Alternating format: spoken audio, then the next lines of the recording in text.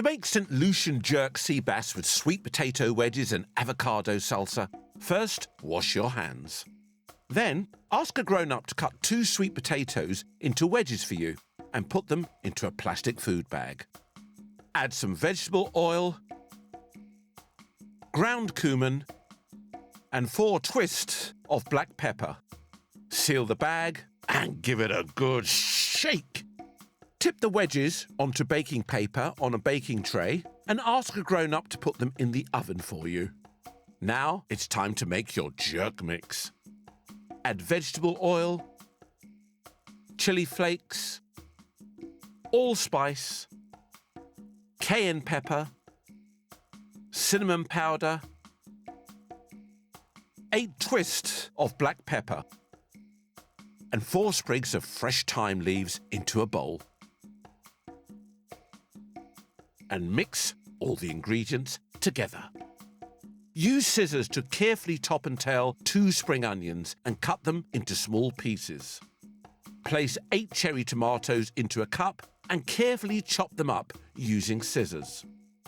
Cover a baking tray with a long piece of kitchen foil and spread a thin layer of the jerk mixture over the foil with a brush or spoon.